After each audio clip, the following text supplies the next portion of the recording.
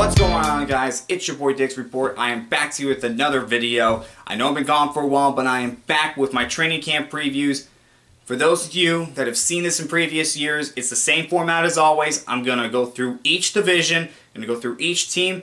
3 things that I want to see in training camp. We're going to jump right in with the Buffalo Bills. Alright, and with the Bills, I want to see what happens with Josh Allen and Stefon Diggs. Last year, these two were just playing out of their minds. Stefon Diggs led the NFL in receiving, and Josh Allen was playing like an MVP. And keep this in mind, this was their first year together, and they did not have an offseason because of COVID. Now they have a full offseason together, so what do they do for an encore? Can they be even better this year? That's going to be interesting to watch. The one concern I have with Buffalo is their defensive ends. They drafted Gregory Rousseau in the first round, but he's raw. He's not going to be ready right away. They still have Jerry Hughes, but he's in his 30s right now.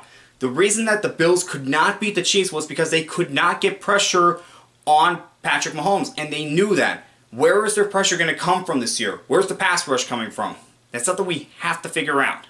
And the Bills are going to have big expectations. Can they live up to it? They got to the AFC Championship game last year, and this year people are expecting them to get to the Super Bowl. Can they do it? Can they live up to those expectations, or are they going to fall flat on their face? Miami was so close to the playoffs last year. They went 10-6, but it was not enough to get them in. And for those of you that thought that they should have drafted a quarterback, shame on you. Because Tua Tagovailoa is now fully healthy.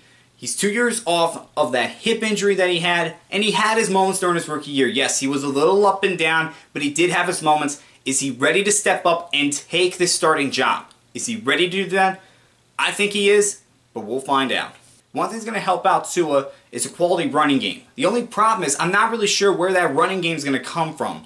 The Dolphins, they got to figure out who they're going to have at running back. I know people say it's a devalued position, but if you look, most of the teams that win have quality running games. If the Dolphins get a quality running game, that's going to help take pressure off of Tua, and it's going to make their team even better.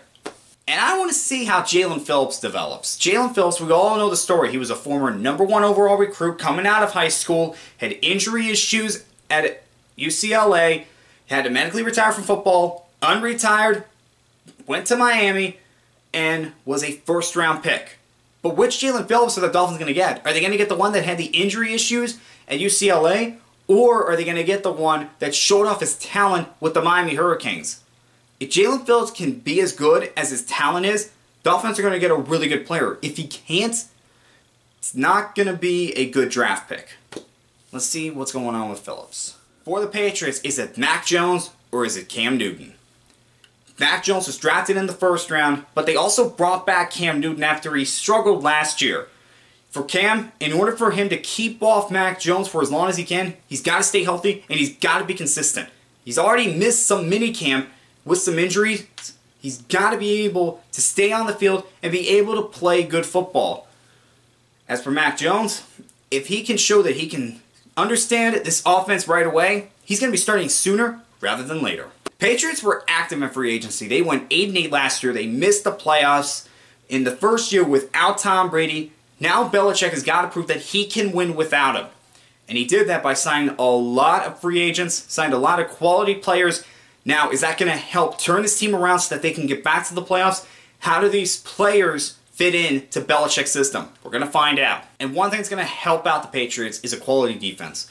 With Belichick, he's been known for having quality defenses throughout his entire coaching career. Now, can this defense live up to what Belichick has had over the past few years? If they can, then the Patriots are going to have a chance to get back to the playoffs. If they can't, it's going to be a tough road for them. This defense is pretty important for the Patriots. For the New York Jets, they have a completely new offense. They have a new quarterback. They're going to have a new starting running back. They have a new offensive lineman in Elijah Van Tucker.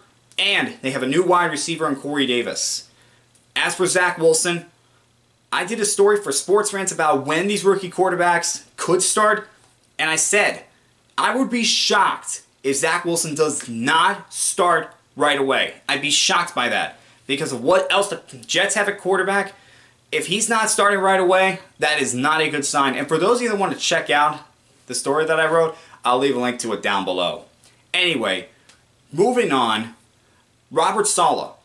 Robert Saleh did a great job with that 49ers defense. 49ers had some really good defenses with him as the defense coordinator, and now he gets his chance as a head coach, but he's got to get the players to buy in right away.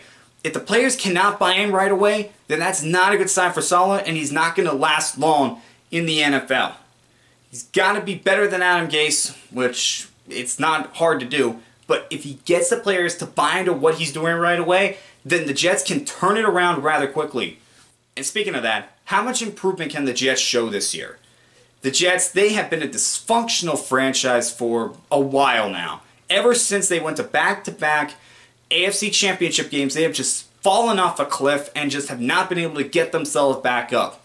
Is this the start of the road to getting back to relevance? Or are they still going to be a dysfunctional franchise that just cannot work well together?